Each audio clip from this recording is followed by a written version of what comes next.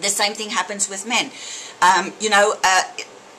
What they don't show you guys in all these oxygen magazines, when they have these muscle men out there in these big huge pictures and the veins are popping and everything, those guys are lean and they basically dieted down and they prepped a couple of weeks before these pictures are taken.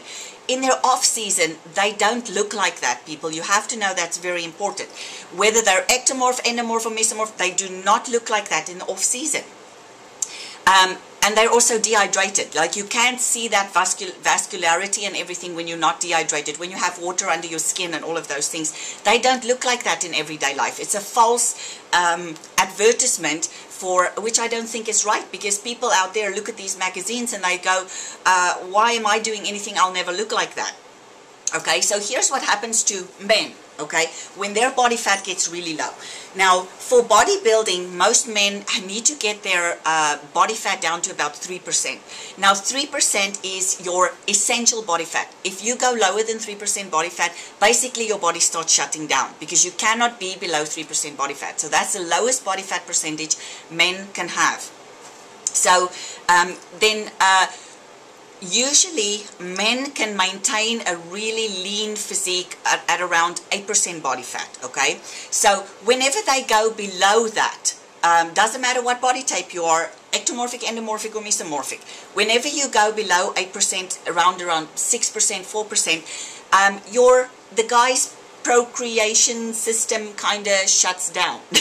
So it's the same with females and it's the same with men.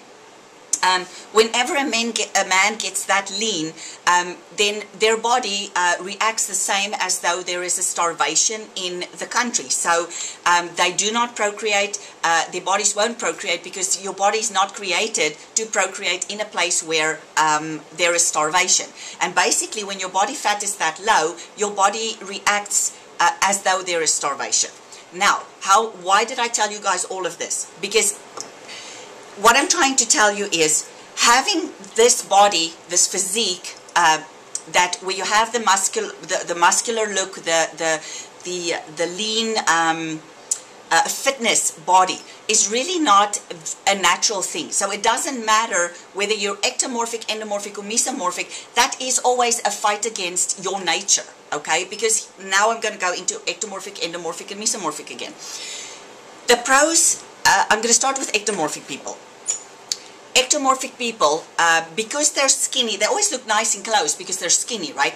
Their problem, however, if they do not exercise and train and eat properly, they lose muscle like you wouldn't believe it. So if they become, it's a lot easier actually for them to become sickly with some big or huge virus that, you know, takes over the place or whatever, because they have this body fat, but they lose muscle so fast, and they don't have the same strength that the mesomorphic and endomorphic people have.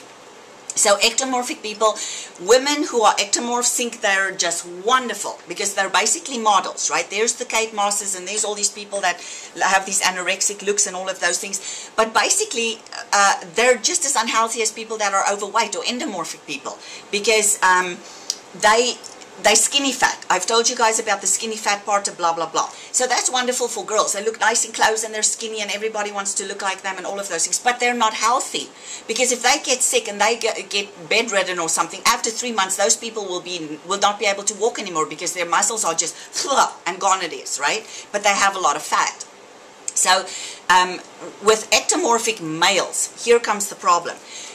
Usually ectomorphs, I told you, they tell you they eat a lot, but they really don't. So this is the problem. Like, their brains are basically telling them to stop eating, that they get full, mentally fuller than endomorphic people. So if you try and get a male that's an ectomorph and you want him to actually get big and muscular and Arnold Schwarzenegger look-alike kind of thing, it is really hard for these people to consume the amount of calories that they should to be able to gain muscle.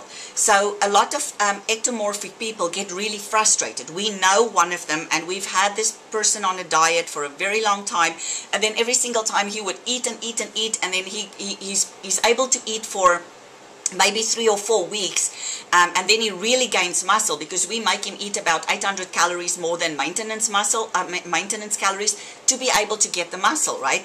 Well, here's the funny thing. So then he gains muscle, and he has the ability to get big if he can get all the food in. But then after 3 to 4 weeks, he's ready to puke, and he cannot eat anymore because his brain is not set that way. So here is where your brain can actually override your genetics, and this is what the whole purpose is when I started the first video introducing you guys to the body types, when I told you about the baby that eats a lot and the other one that doesn't eat a lot. So endomorphic people, it's the same thing. For ectomorphic people, it's a struggle to put muscle on, and the moment they stop eating, they just shrink. You can get them and build them up from a size 30 pants or a size 28 pant to a size 34 pant, and within it takes them like 6 months to gain all this muscle, and they can lose all of it within within a month or two, because they can't keep on eating that much. It's basically their brain overriding their bodies. Now we go to endomorphic people. It's the exact same thing. Endomorphic people, they can eat and eat and eat and eat, and usually it's more of an emotional thing. So your brain gives you satisfaction in your body through eating, right? So it's a whole retraining of your brain to override your genetics, which is to be endomorphic, which is the tendency to get bigger and carry more weight. However, so the ectomorphic people have their own struggles in life. The endomorphic people, what is the pros about endomorphic people is they can pack on muscle like you wouldn't believe. So here's the funny thing. Because people that are really big and really even up to obese, like really overweight people, they are very, very strong. So why is it that they're so much stronger than ectomorphic people? That is because fat weighs a lot. Like usually when people are overweight, they carry a lot of weight with them. And these people, if you take a person that weighs 300 pounds and he sits in a chair and he needs to get out of that chair, it takes a lot of strength to be able to lift the 300 pounds out of a chair. Where an ectomorphic person, he doesn't use a lot of muscle to lift himself out of a chair, so he's very weak because he only weighs 100 pounds. So if you take 100 pounds and you basically get 100 pounds to stand up, it's not a lot of effort.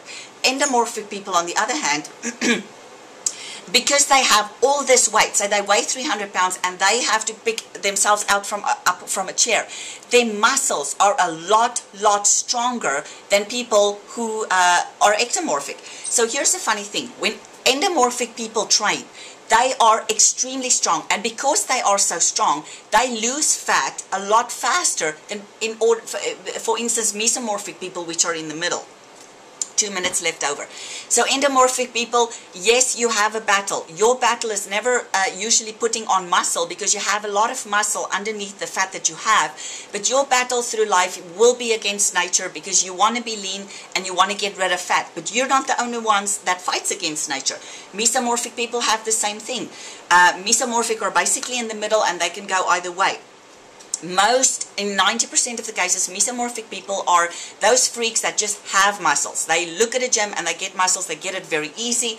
They also lose fat very easy. But the thing is, you have to choose the lifestyle. A mesomorphic person that doesn't eat well and doesn't train properly can be one of two things. He can become skinny fat and thin and lose all his muscle, or he can just become obese, depending on what his brain overrides his genetic makeup. So even the people that are the lucky ones that can be lean and whatever, depending on their lifestyle, they can still carry fat in certain places. I mean, I've seen women that are so freakish, like freak of nature.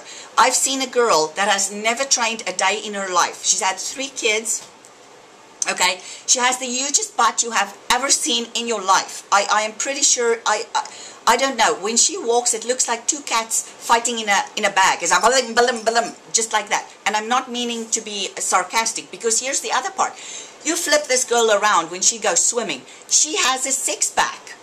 How on earth can you have that huge amount of body fat and have a 6-pack, people? That's where genetics come into play, right? So she's pear-shaped, she's carrying all her fat around her lower body, and she has a 6-pack. That is a very unnatural thing. Here is what's happened. She is genetically a mesomorphic person. However, she doesn't train, she doesn't eat right, she doesn't do all the things that her body needs to be at its peak form. So she chooses to not train and exercise and all those things, but yet still she has the six-pack, but she's got fat arms, she's got fat on her butt, her legs are huge, but she has a six-pack. So every single person out there, mesomorphs, endomorphs, and ectomorphs, they have a struggle in life and they are fighting against nature, so it's not just you. Have a great day, guys. I hope that I didn't talk you to death, and I hope you enjoyed the video. Bye-bye.